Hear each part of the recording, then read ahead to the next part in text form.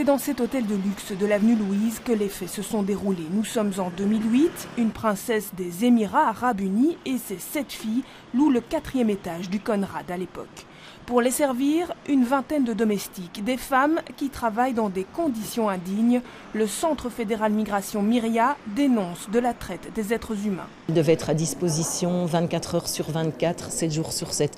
Elle n'était pas ou très peu payée. Elle devait dormir sur un matelas devant la chambre de leur maîtresse et être constamment à disposition. Elle ne disposait pas de leur passeport. Elle ne pouvait pas quitter librement l'hôtel si ce n'est avec un garde de sécurité. Voilà, et puis elle n'était pas déclarée à la sécurité sociale.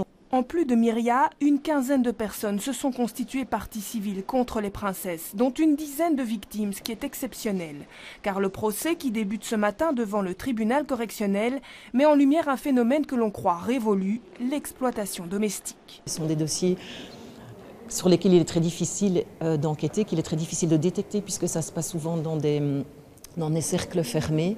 Voilà, donc on trouvait que c'était aussi très important d'être présent dans ce dossier pour dénoncer cette forme d'exploitation. La défense va devoir convaincre le tribunal de la bonne foi de leur cliente. Lors de l'enquête, les princesses déclarent ne pas savoir qu'elles enfreignent le droit social et le droit du travail belge. Les débats doivent se clôturer demain après-midi, mais le jugement n'est pas attendu avant plusieurs semaines, voire plusieurs mois.